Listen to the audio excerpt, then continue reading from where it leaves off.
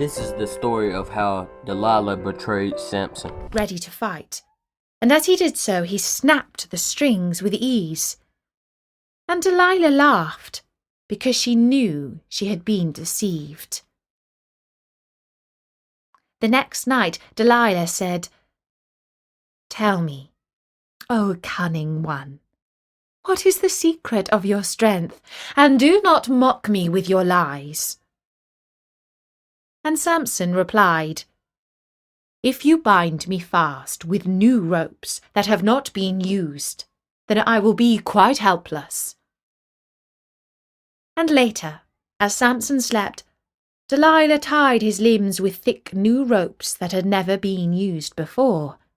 She pulled the knots tight, and this time she was almost sure that he would not be able to escape. Still, she decided to put him to the test. When he was bound fast, she called out, "Oh, my love, the Philistines are coming for you!" Immediately, Samson burst the ropes apart and leapt to his feet. She had been deceived again. This time she did not laugh. She was quite furious with him for tricking her. She knew she must try a different tactic. The next night, she upbraided Samson with tears. "How can you say that you love me when you mock me with your lies?" And she kept on pressing him for secrets until his soul was vexed almost to death. At last, Samson told her, "Shave off my hair, and all my strength will desert me, for I have been a Nazarene to God ever since I lay in my mother's womb, and a Nazarene is a holy man who must never shave his hair." And Delilah knew, from the way he spoke, that this was the truth. That night, the strong man fell asleep with his head on her lap. At first, she caressed him, her fingers through his long hair. For all his strength and wild fury, the handsome giant was totally in her power. This gave her a sense of thrill, but it was mingled with regret for what she was about to do. When he was quite asleep, she took a razor from behind the chair, rubbed olive oil into his thick locks, and shaved every single hair from his head. "My love," she cried, "the Philistines are upon thee." And this time she spoke the truth, for she had told the soldiers to come that night and to bring gold with them for her payment. An armed band of Philistines broke down the door and captured the shaven Samson.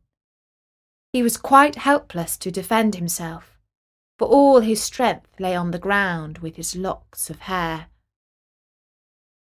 The Philistines blinded their prisoner and bound him in chains before throwing him into their deepest prison cell, and there he rotted. Some time later, it was the feast day of the Philistines' god Dagon. There were great celebrations throughout the land of the Philistines. Their god had delivered them from Samson's strength and fury. The king commanded, "Bring him forth from his jail, and chain him to the pillars of my palace, so that we might mock him." And this they did. The house was full of the lords and ladies of the Philistine nation, and they made sport of the great Samson, the strong man of the Israelites. They threw wine at his face and poured soup over his head. Others, still crueler, poked and beat him with sticks. But during the long months when Samson had lain in prison, nobody had noticed or cared what had happened to him. Nobody seemed to understand that as his hair grew back in length, so did his strength.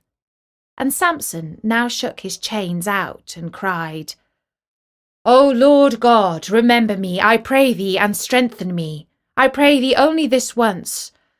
that I may be at once avenged of the Philistines for my 2 eyes." And Samson took hold of the 2 middle pillars upon which the house stood, one with his right hand and the other with his left, and as he uprooted them from their foundations, his last words were, "Let me die with the Philistines."